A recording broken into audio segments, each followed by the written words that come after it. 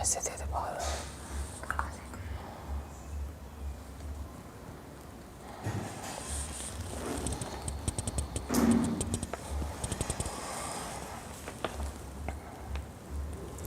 ओम शांति।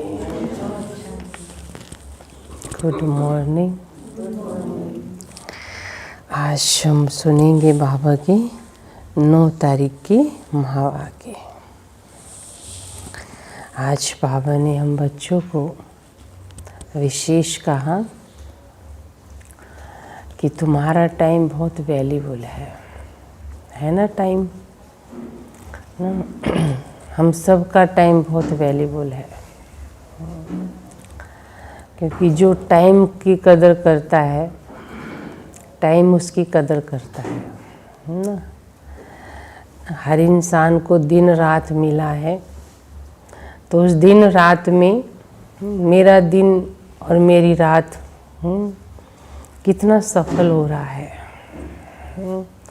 मेरा time management अच्छा है, टाइम को नष्ट तो नहीं कर रहे हैं कहीं, है ना। फालतू बातों में, फालतू कर्म में, इधर उधर की चुगली चपाटी में, व्यर्थ कर्म में, है ना। हर एक समझ सकता है, तो हमारा वैल्यूबल टाइम कहीं खराब जगह तो नहीं जा रहा है।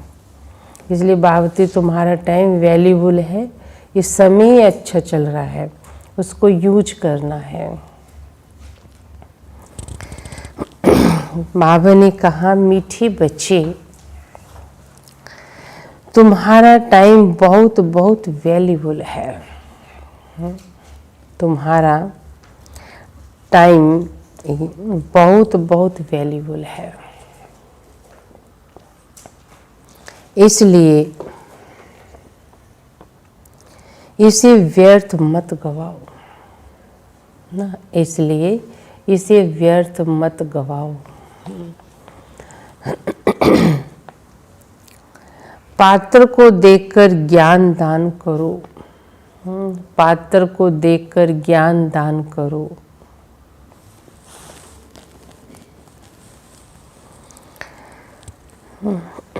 किसी को ज्ञान भी देना है, देखो उसके अंदर जा रहा है या सुना अनसुना करता है ना, तो उसको सुनाओ। जो ज्ञान को समझे, कदर करे, रिस्पेक्ट दे, सम्मान से सुने। ये बात ज्ञान भी पात्र को देखकर देना। प्रश्न है, गुणों की धारणा भी हो जाए, गुणों की धारणा भी होती जाए, गुणों की धारणा भी होती जाए और चलन भी सुधरती रहे, उसकी सहज विधि क्या है? क्योंकि बाबा कहते हैं तुम्हारी चलन ही तो सुधारने आया हूँ मैं ना। तुम्हारी जितनी धारणाएं निखरती जाएंगी, उतनी तुम्हारी चलन भी निखर जाएगी, कर्म भी सुधर जाएंगे। तो बाबा आंसर बताते हैं, जो बाबा ने समझाया है ना, जो बाबा ने समझाया है वह दूसरों को समझाओ। जो बाबा ने समझाया है वह दूसरों को समझाओ।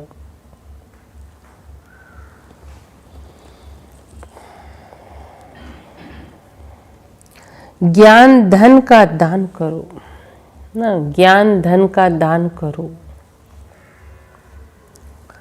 तो गुणों की धारणा भी सहज होती जाएगी। तो गुणों की धारणा भी सहज होती जाएगी।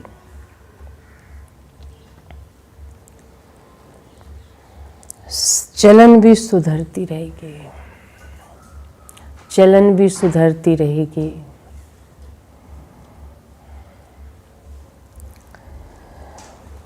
जिनकी बुद्धि में ये नॉलेज नहीं रहती है, जिनकी बुद्धि में ये नॉलेज नहीं रहती है,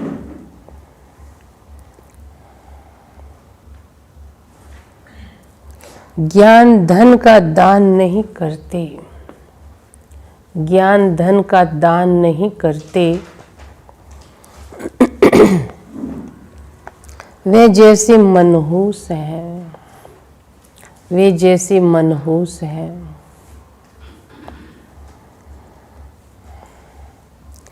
वे मुफ्त अपने को घाटा डालते हैं, वे मुफ्त अपने को घाटा डालते हैं।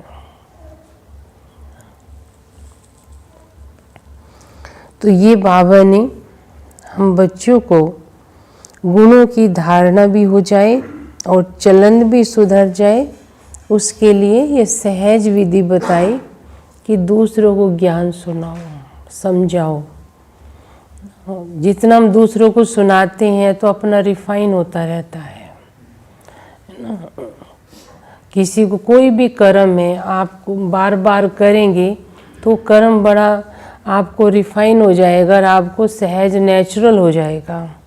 तो ज्ञान भी सुनाते हैं, सुनते हैं तो नेचुरल हो जाए ना। ये हमें लगे ना कि हाँ चलो सुना लेते हैं, मन तो नहीं कर रहा है, चलो समझा लेते हैं, बाबा ने कहा है ना, तो उससे हमारे निखार नहीं आएगा, कर्म में परिवर्तन नहीं आएगा।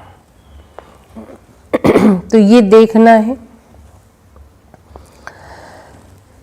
गीत है बचपन के दिन भुला न देना। आगे हाँ, आज हंसे, हाँ, पर बाबा तो सबको हंसाता ही है, लेकिन कहीं ना कहीं कोई कर्म ऐसा हो जाता है, बाबा कहते हैं किसी से ना हो ऐसा कर्म, रोना ना पड़े किसी को। बाबा समय समय अनुसार हम बच्चों को ज्ञान देता है, समझ देता रहता है, ताकि बच्चों से कोई कर्म ऐसा ना हो जाए। ओम शांति। मीठे मीठे बच्चों ने गीत सुना, अर्थ तो अच्छी रीति समझा। हम आत्मा हैं और बेहद बाप के बच्चे हैं, ये भूला मत देना ना, ये भूला मत देना। अभी अभी बाप की याद में हर्षित होते हैं, अभी अभी फिर याद भूल जाने से गम में पड़ जाते हैं ना। मन उदास होता है, खुशी नहीं लगती है, जीवन नीरस लगता है, तो कोई कारण नहीं है, मेरी ही सोच का कोई कारण है। ऐसी सोच हम ले लेते मन में, जिससे अंदर की जो खुशी की एनर्जी है वो ख़त्म होने लगती है। इसलिए बाबा कहता है ऐसी संकल्प मत चलाओ जिससे आपका मन उदास हो जाए। अभी अभी जीते हैं और अभी अभी मर पड़ते हैं, अर्थात अभी अभी बेहद के बाप के बनते हो, अभी अभी फिर जिस्मानी परिवार तरफ चले जाते हो। बाबा देखते हैं अभी अभी का ही खेल है। अभी तो बहुत अच्छा लग रहा था, थोड़ी देर में देखो तो कहेंगे क्या हो गया, बड़े उदास से दिख रहे हो। तो विचारों का खेल है ना सारा। तो बाप कहते हैं आज हंस कल फिर रोना न पड़ना। बाप कहते हैं आज हंस है कल फिर रोना देना। बगले बनेंगे तो रोई पड़ेंगे, काम ऐसे करेंगे। ये हुआ गीत का अर्थ। ये हुआ हाँ है ना, आज हंसे कल रुलाना देना ना। तो अभी अभी की बात हो गई ना। तुम बच्चे जानते हो बहुत करके मनुष्य शांति के लिए धक्का खाते हैं। जितने भी दुनिया में तीर्थ करते हैं, तीर्थ पर जाते हैं, ऐसी नहीं कि धक्का खाने से कोई शांति मिलती है ना। ये तो बाबा कहते इंसान अपने को तसल्ली के लिए कर देता है, बाकी ऐसे भगवान ने तो नहीं कहा तुम धक्के खाओ शांति मिलेगी। ये भी संगम युग है जब बाप आके समझाते हैं, पहले पहले तो अपने को पहचानो, आत्मा है ही शांत स्वरूप, रहने का स्थान भी शांति धाम है, और आत्मा का जो बाप है वो भी शांति का सागर है। बावती शांति फिर पत्थरों में क्यों ढूंढ रहे हो? यहाँ आती है तो कर्म करना पड़ता है। जब अपने शांति धाम में हो तो शांत हो। सत्युग में भी शांति रहती है, सुख भी है तो शांति भी है। शांति धाम को सुख धाम नहीं कहेंगे ना, शांति धाम को सुख धाम नहीं कहेंगे। वहाँ तो शांति ही है, सुख, आनंद, प्रेम, ये सब आत्मा इस दुनिया में आके अनुभव करती है। जहाँ सुख है उसे सुख धाम, जहाँ दुख है उसे दुख धाम कहते हैं। ये सब बात तुम बच्चे समझ रहे हो। ये सब समझाने के लिए कोई को सन्मुख समझाया जाता है ना। प्रदर्शनी में जब अंदर घुसते हैं तो पहले पहले बाप का परिचय बच्चों को देना चाहिए। समझाया जाता है आत्माओं का बाप तो एक ही है, वही गीता का भगवान है, बाकी ये सब आत्माएं हैं। आत्मा शरीर छोड़ती है और लेती है, ये तो चलता ही आया है, कोई नई बात नहीं है। आत्मा अभी शरीर में है ना, आत्मा शरीर से अलग होगी, दूसरे शरीर में होगी। हम है ही आत्मा। शरीर के नाम बदलते रहते हैं, आत्मा का नाम कभी नहीं बदलता। आत्मा तो है ही आत्मा। तो तुम बच्चे समझा सकते हो, बेहद की बाप से सुख का वर्षा मिलता है। बाप सुख की सृष्टि स्थापन करते हैं, बाप दुख की सृष्टि रचे, ऐसा तो हो ही नहीं सकता ना। बाबा कहते मैं कभी बच्चों के लिए दुख लिए कुछ करूं, कभी नहीं। लौकिक में भी कोई माँ बाप अपने बच्चे के लिए दुख, कभी इनको दुखी हो हम चले जाएं, जब नहीं, वो अपनी तरफ से अच्छे करेंगे। तो वो तो परम पिता है, वो कैसे सोच सकता है हमारे लिए। भारत में लक्ष्मी नारायण का राज्य था ना, चित्र भी है। बोलो ये सुख का वर्षा मिलता है, अगर कहें ये तो तुम्हारी कल्पना है तो एकदम छोड़ देना चाहिए। नहीं, बाबा कहते इतना टाइम नहीं वेस्ट करो उसके पीछे। कल्पना समझने वाला कुछ भी समझेगा ही नहीं ना। कल्पना है, ये प्रैक्टिकल सब कुछ हो रहा है तो उसे कल्पना कैसे कह सकते हैं। तुम्हारा टाइम तो बहुत वैल्यूबल है। इस सारी दुनिया में तुम्हारी जितना वैल्यूबल टाइम और किसी का भी नहीं है ना। प्रधानमंत्री का भी नहीं है से वैल्यूबल है, तो जो पढ़ने वाले हैं उनका भी टाइम वैल्यूबल हो जाता है ना। भगवान पढ़ा रहा है तो हमें तो एक एक सेकंड की वैल्यू रखनी है ना, कहीं उसका एक महावाक्य ना छूट जाए ना। तो बाबा कहते हैं तुम्हारा टाइम बहुत वैल्यूबल, हमें कह रहा है, जबकि टाइम तो उसका बहुत वैल्यूबल है। तो बाबा कहते तुम्हारा टाइम कितना वैल्यूबल है, किसी और का नहीं है। बड़े बड़े मनुष्यों का टाइम वैल्यूबल होता है, बाप का टाइम कितना वैल्यूबल है। बाप समझाकर देखो तुम्हें क्या से क्या बना देते हैं। ये पूरे कल्प में ये संगम युग बहुत छोटा युग है, और हमें कितने जन्म का और कितने युगों का यहाँ पर जमा करना है। 21 जन्म तो बाबा कहते ही है ना। और फिर बाबा कहते तुम तो पूरे कल्प ही तुम तो यहाँ पर निखर जाते हो, जैसे उसके लिए बाबा के बनते हो। तो आज के जन्म से भी तो हिसाब लगा ही सकते हैं हम, हमारे पिछले जन्म भी अच्छे ही होंगे ना। तो ये सारी मेहर किसने की थी, है ना, बाबा ने की थी, और हमने मेहनत करके पुरुषार्थ किया। तो बाप तुम बच्चों को ही कहते हैं कि तुम अपना वैल्यूबल टाइम मत गवाओ। नॉलेज पात्र को ही देनी है, पात्र को समझाना चाहिए, सब बच्चे तो समझ नहीं सकते, इतनी बुद्धि नहीं जो समझे। पहले पहले बाप का परिचय देना है। जब तक ये नहीं समझते हैं कि हम आत्माओं का बाप शिव है, तो आगे कुछ भी नहीं समझ सकेंगे। पहले ये बात जरूर समझाओ। पहले पहले बाप का परिचय देना जरूरी है। जब तक नहीं समझे हैं तो कुछ नहीं समझेंगे। बहुत प्यार और बहुत नम्रता से समझा के रवाना कर देना चाहिए। नहीं भाई तुम अब काम करो, जाकर समझ लिया ना तुमने, अब सारा दिन इस चिंतन में रहना।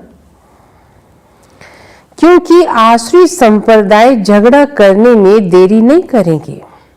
गवर्नमेंट स्टूडेंट की कितनी महिमा करती है, उन्हों के लिए कितने प्रबंध रखती है। कॉलेज के स्टूडेंट ही पहले पहले पत्थर मारना शुरू करते हैं, है ना। आज के युवा जो हैं, बच्चों नुकसान करने में देरी नहीं करते, जोश होता है ना उनमें।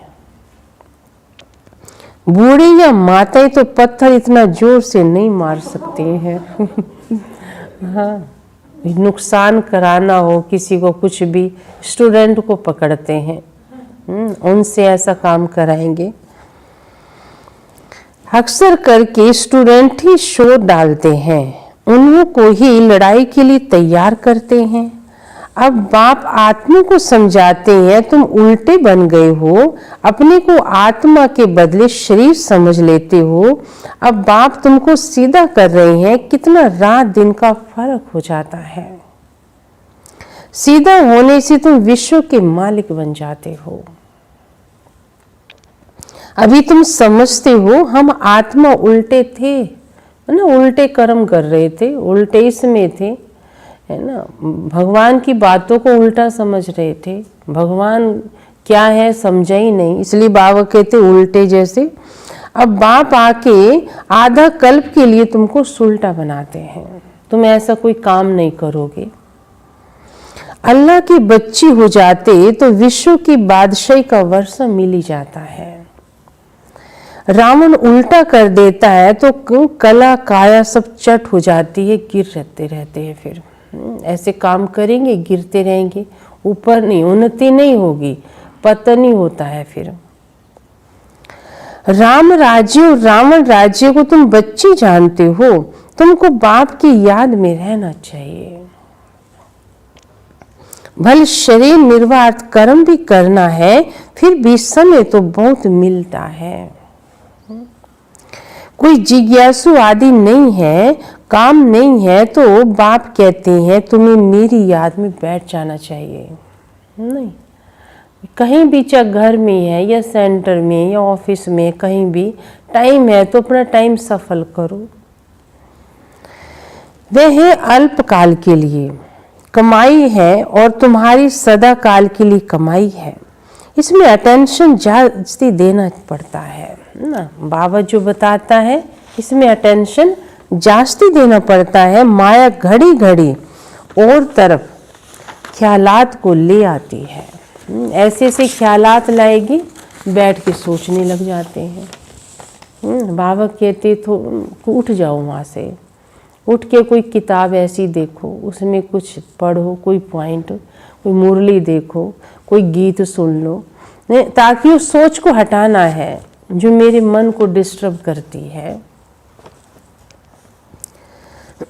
ये तो होगा ही, माया भुलाती है, माया का काम ही है भुलाना। इस पर एक नाटक भी दिखाते हैं, प्रभु ऐसे करते हैं और माया फिर ऐसे करती है ना। भगवान अपनी तरफ मुख फेर लेता है और माया फिर अपनी तरफ मुख फेर लेती है, उसका काम ही है।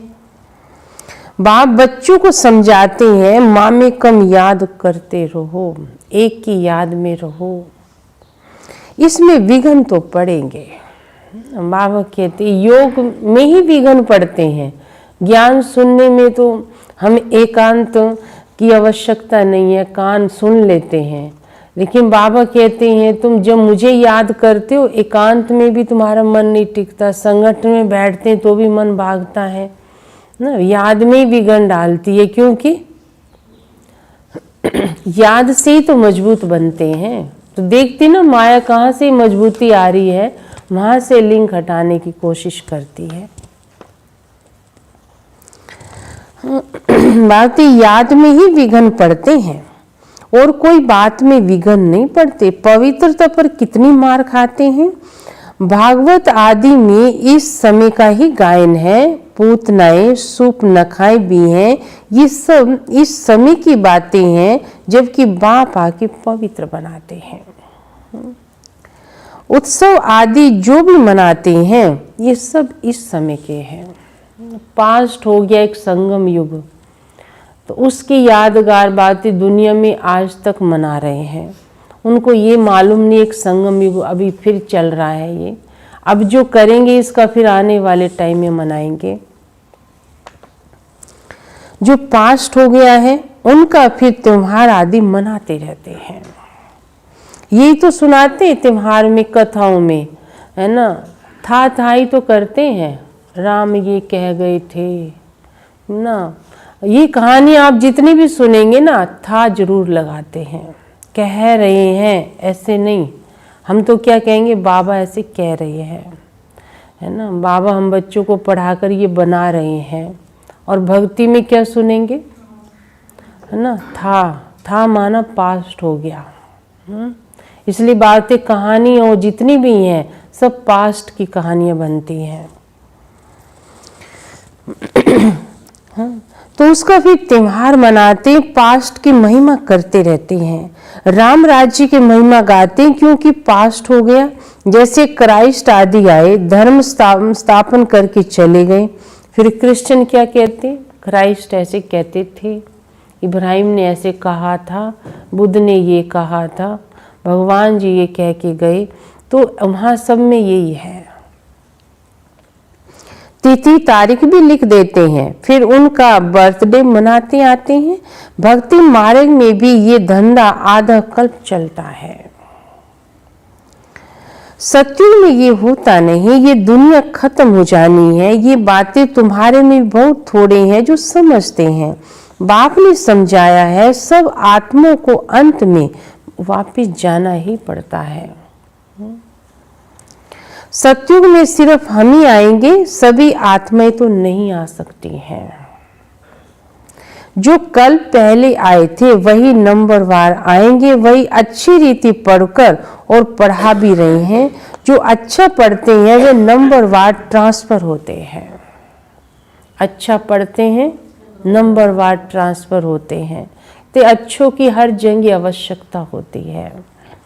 सबको अच्छे ही चाहिए, ईमानदारी चाहिए ना। यहाँ भी आवश्यकता है तो फ्यूचर में भी उनकी आवश्यकता रहती है ना। अच्छे कर्म करने के लिए अच्छे लोगों को याद किया जाता है।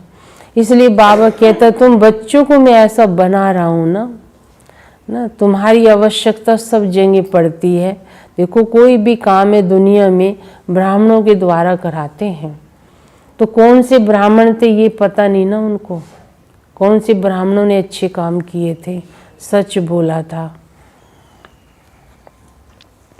इसलिए बाबा बता रहे हैं नंबरवार ट्रांसफर होते हैं। तुम भी ट्रांसफर होते हो। तुम्हारी बुद्धि जानती, जो आत्माएं हैं सब नंबरवार शांति धाम में जाकर बैठेंगे, फिर नंबरवार आती रहेंगी। बाप फिर से कहते, मूल बात है कि बच्चे बाप का परिचय जरूर देना। बाप का नाम सदैव मुख में हो। आत्मा क्या है, परमात्मा क्या है, दुनिया में कोई भी नहीं जानते हैं। बल गाते रहते हैं, बिरगुटी के बीच चमकता है अजब सितारा, बस जास्ती और कुछ भी नहीं जानते हैं। सो भी ये ज्ञान बहुत थोड़ों की बुद्धि में है, घड़ी घड़ी देखता हूं भूल जाते हैं। पहले पहले समझाना कि बाप पतित पावन है, वर्षा भी देते हैं, शहंशाह बनाते हैं। तुम्हारे पास गीत भी है ना, कौन सा, हाँ जी, कौन सा गीत है विजय बेन? हाँ, अभी पॉइंट के हिसाब से सुनाना। भंवर भाई जी, कौन सा गीत होगा? शकुंतला फिर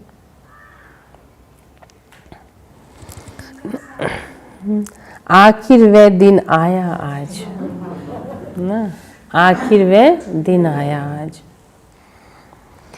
जिसका रास्ता भक्ति मार्ग में हम तकते थे कि प्रभु कब मिलोगे आप हमें ना।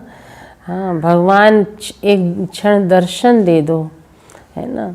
तो बाबा सुनता था सब आवाज़ भक्तों की, हम भगत थे सारे, है ना। तो बाबा तो कह रहा है बच्चे तुम्हें मैं मिलाऊँ ना, सबको मिलना चाहिए, लेकिन सबका पार्ट नहीं है ड्रामा में मेरे से मिलने का। संदेश तो मिल जाएगा, लेकिन आके मेरे से मिले पढ़े नहीं। द्वापर में भक्ति शुरू होती है, फिर अंत में बाप आके रास्ता बताते हैं। कयामत का समय भी इसको कहा जाता है। आसुरी बंधन का सब हिसाब किताब चुकतू कर फिर वापिस चले जाते हैं। 84 जन्मों के पाठ को भी तुम जानते हो, ये पाठ बजता ही रहता है। शिव जयंती मनाते हैं तो जरूर शिव आया होगा ना, ऐसे थोड़ी उसकी जयंती मना रहे हैं, जरूर कुछ तो किया होगा ना। वही नई दुनिया बनाते हैं, ये लक्ष्मी नारायण मालिक है, अब नहीं है। फिर बाप राजयोग सिखलाते हैं, ये राजयोग सिखाया था, तुम्हारे सिवाय कोई के मुख में ये बातें आ ही नहीं सकती हैं, तुम भी समझा सकते हो। शिव बाबा हमको राजयोग सिखला रहे हैं। शिवो हम का जो उच्चारण करते हैं ये बिल्कुल रॉन्ग है। अपने कोई शिव कह के चल रहे हैं। भारती तुम कैसे शिव हो सकते हो? तुम परमात्मा हो सकते हो ही नहीं सकता इंसान परमात्मा हो। तुमको बाप ने समझाया है, तुम्हें चक्कर लगाए ब्राह्मण कुल से फिर देवता कुल में आते हो। सो हम सो का अर्थ भी तुम समझा सकते हो। अभी हम ब्राह्मण है, फिर 84 का चक्कर लगाया, ये कोई मंत्र जपने का नहीं है। बुद्धि में अर्थ रहना चाहिए, वह भी सेकंड की बात है। जैसे बीज और झाड़ सेकंड में सारा ध्यान में आ जाता है ना, वैसे हम सो का राज भी सेकंड में आ जाता है। हम ऐसे चक्कर लगाते हैं जिसको स्वदर्शन चक्र कहा जाता है। तुम किसको कहो हम स्वदर्शन चक्रधारी हैं तो मानेंगे नहीं, कहेंगे नहीं वो तो कृष्ण है ना। स्वदर्शन चक्र तो उसको दिया है, विष्णु को दिया है, हम तुम कैसे हो सकते हो? बाबा कहते नहीं, तुम सब बच्चे स्वदर्शन चक्रधारी हो। ये तो हम जानते हैं ना, बाबा जानता है कि वह स्वदर्शन चक्र कौन सा है। कहेंगे ये सब अपने ऊपर टाइटल रखते हैं। फिर तुम समझाएंगे कि हम 84 का चक्कर कैसे लगाते हैं, ये चक्कर कैसे फिरता है, आत्मा अपने 84 जन्मों का दर्शन कैसे करती है, इसको स्वदर्शन चक्कर कहा जाता है। तो फिर पहले सुनकर तो चमक जाते हैं, कहेंगे बात तो ठीक कह रहे हो आप, ऐसी बोल दिए तो समझ तो नहीं आएगा ना, समझा के बताओ तो कहेंगे बात तो ठीक है। ये फिर कैसा गपोड़ा लगाते हैं, जब तुम बाप का परिचय देंगे तो उनको गपोड़ा नहीं लगेगा, फिर समझा दिया ना उनको। बाप को याद करते गाते भी बाबा आप आएंगे तो हम वारी जाएंगे, आपको ही याद करेंगे। बाप कहते तुम कहते थे ना, अभी तुमको मैं याद दिलाता हूँ कि तुम मुझे कहते थे क्या, आप आएंगे ना, हम आप पे वारी जाएंगे, आपकी ही सुनेंगे, किसी और की नहीं सुनेंगे। तो बाबा कहते तुम्हें याद है तुमने ऐसे बोला था, याद दिलाते हैं। नष्टो हुआ हो जाओ, इस देह से भी नष्टो हुआ हो जाओ, अपने को आत्मा समझ बाप को याद करो, तुम्हारे विक्रम विनाश हो जाएंगे। ये मीठी बात सबको पसंद आएगी। बाप का परिचय नहीं होगा तो फिर किस न किस बात में संशय उठाते रहेंगे। इसलिए पहले पहले तो 2-3 चित्र आगे रख दो जिसमें बाप का परिचय हो। बाप का परिचय मिलने से वर्षा तो मिल ही जाएगा ना। बाप कहते हैं मैं तुमको राजाओं का राजा बनाता हूँ, ये चित्र बनाओ। डबल सिर ताज राजाओं के आगे सिंगल ताज वाले माथा टेकते हैं। आपे पूजे आपे पुजारी का राज भी समझ जाए ना। ये तो भगत भी गाते हैं ना, आपे पूजे आपे पुजारी। इसका क्या भाव अर्थ है? भगवान थोड़ी पुजारी बनता है। ये किसने कहा? ये हम सब ने गाया ना। हम ही पूजे थे, क्या बन गए फिर? हाँ, द्वापर से पुजारी बन गए। पहले बाप की पूजा करते, फिर अपने चित्रों की बैठ पूजा करते हैं। जो पावन होकर गए उनका चित्र बनाए बैठ पूजते हैं। ये भी तुमको अभी ज्ञान मिला है। आगे तो भगवान के लिए कह देते थे आप पे पूजे आप पे पुजारी। अब तुमको समझाया गया है, तुम ही इस चक्कर में आते हो।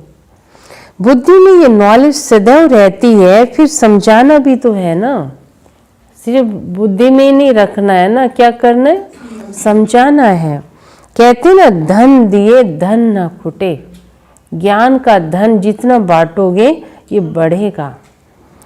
जो धन दान नहीं करते हैं तो क्या बताया तो बाबा ने, उनको मनहूस कहते हैं, कंजूस हैं। बाप ने जो समझाया वे फिर दूसरों को समझाना चाहिए ना। समझ में आता है। बाबा कहते समझ में आता है तो समझाएंगे ना। नहीं समझा रहे हैं तो बातें समझा नहीं है क्या? नहीं समझाते तो मुफ्त में अपना को घाटा डालते हैं। नहीं समझाते हैं तो अपने को घाटा डाल रहे हैं। कि कुछ बाबा कहते ना प्रजा बना रहे हो, जितना सुनाओगे उतना तुम्हारा जमा भी तो होगा, दुआएं मिलेंगी, दूसरों का जीवन बनता है तो दुआएं तो मिलती है ना। गुणों की धारणा भी नहीं हो सकती, फिर चलन भी ऐसी हो जाएगी, सुधरेगी कैसे फिर? कुछ भी नहीं करते हैं, याद भी नहीं करते, ज्ञान भी नहीं सुनाते हैं। बाबा कहते फिर तुम कर क्या रहे हो? हर एक अपने को समझ तो सकते हैं ना, हम क्या करते हैं? तुमको अब समझ मिली है, बाकी सब बेसमझ है। तुम सब कुछ जानते हो। बाप कहते इस तरफ है दैवी संप्रदाय, उस तरफ है आसुरी संप्रदाय। बुद्धि से तुम जानते हो अभी हम संगम युग पर हैं। एक ही घर में एक संगम युग का है और एक कलयुग का है, दोनों इकट्ठे रहते हैं ना। अब कलयुग वाला तो कहेगा तुम क्या करते हो, सुबह उठ जाते हो, है ना, ये क्या बाबा बाबा करते हो। उसे तो कुछ पता ही नहीं है ना। वो बेचारा, उसका भी दोष नहीं है। और हम उसको कहेंगे बेचारा ये भगवान आया, ये वंचित हो रहा है उसके संदेश से, हम उस पर रहम कर रहे हैं, है ना। वो सोच रहे कि ये तो ऐसे ही है, ये ज्ञान की बातें करते हैं ना, सोचते हैं इनको समझ नहीं है दुनिया की, है ना। बेसमझ समझते हैं जो ज्ञानी होते हैं ना, कहते हैं इन्हें कुछ पता तो है नहीं दुनिया में क्या हो रहा है ना। उन्हें क्या पता इस दुनिया का, क्या हमें तो सारी दुनिया का पता है ना। आने वाली दुनिया का भी पता है हमें तो, है ना। तो जो सब कुछ जानता है ना, शांति हो जाता है। और जो थोड़ा कहते हैं ना खाली चना बाजे गाना वाली कहानी है ना। तो सब कुछ जानने वाले जो हैं शांति हो जाते हैं। इसलिए बाबा कहते हैं बच्चे हमें जरूरी नहीं है सबको मनाना है। जिसको तकदीर में नहीं है उसके पीछे बात टाइम भी क्यों खराब करते हैं। इकट्ठे रहते हैं, फिर देखा जाता है हंस बनने लायक नहीं है तो युक्ति रची जाती है, नहीं तो विघ्न डालते रहेंगे। कोशिश करनी आप समान बनाने की ना। फिर भी बाबा कहते मौका देखकर कुछ ना कुछ ज्ञान दान करते रहो उनको, नहीं तो तंग करते रहेंगे। फिर युक्ति से किनारा करना भी पड़ता है, नहीं ऐसे भी नहीं किसी को बुरा लगे, विघ्न तो पड़ेंगे। ऐसी नॉलेज तो तुम ही दे सकते हो ना। मीठा भी बहुत बनना है, नष्टो मुआ भी होना पड़े। एक विकार को छोड़ा तो फिर और विकार खिटखिट मचाते हैं। समझा जाता है जो कुछ होता है कल पहले मुआफिक। ऐसी समझ शांत रहना पड़ता है। ना। जो हो रहा है चलो कल पहले भी हुआ था, फिर शांत रहना पड़ता है। भाभी समझी जाती है, अच्छी चीज समझाने वाले बच्चे भी गिर पड़ते हैं, बड़ी जोर से चमाट खा लेते हैं। पेपर तो सभी को आता है ना, कोई पास कर लेता है, कोई नहीं कर पाता है। लेकिन बाबा कहते स्ट्रांग बनो, हर बात में कोई भी कैसी भी परिस्थिति आ जाए घबराना नहीं, उसे पास करना है। फिर कहा जाता है कल पहले भी चोट खाई होगी। हर एक अपने अंदर से समझ सकते हैं। लिखते भी हैं बाबा हम क्रोध में आ गए, फलाने को मारा, ये भूल हुई, मैंने थप्पड़ मार दिया। फिर रियलाइज भी कर लेते हैं। पहले तो रियलाइज भी नहीं करते थे। बाबा का बन के तो समझ तो आ गई गलत किया। बाप समझाते हैं जितना हो सके बच्चे कंट्रोल करो। गुस्सा भी आता है, 1 मिनट के लिए थोड़ा उधर चले जाओ, गुस्सा अपने आप मन चेंज हो जाएगा ना, उठ जाओ। तो इसलिए बात है कंट्रोल करना सीखो।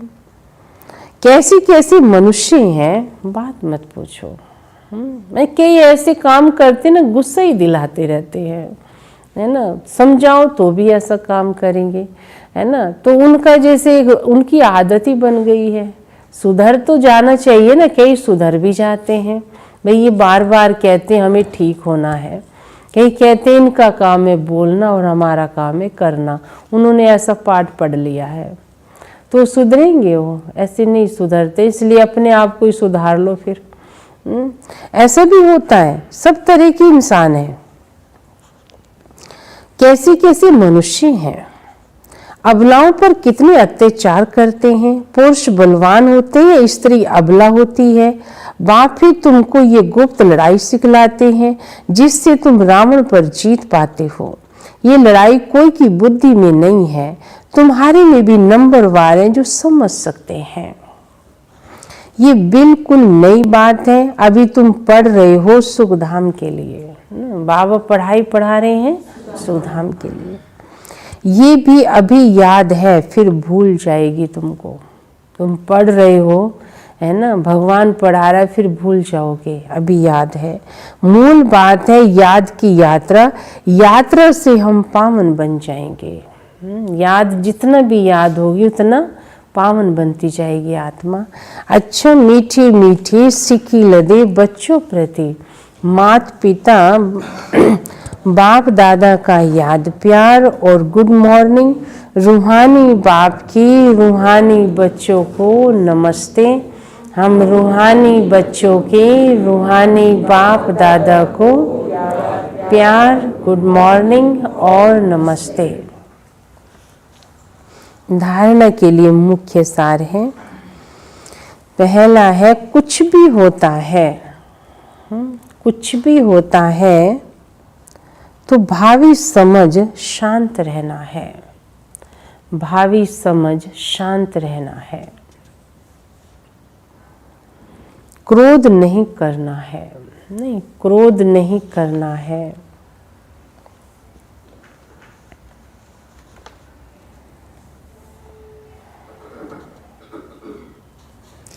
जितना हो सके ना, जितना हो सके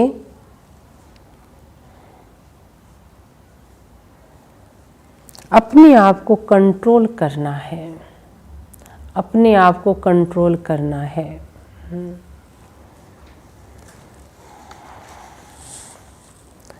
युक्ति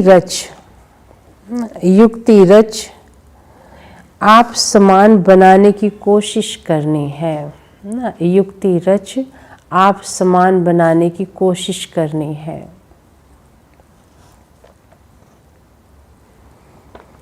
दूसरी पॉइंट है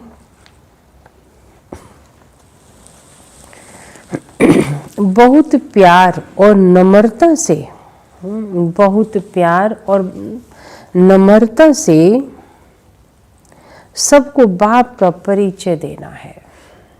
सबको बाप का परिचय देना है।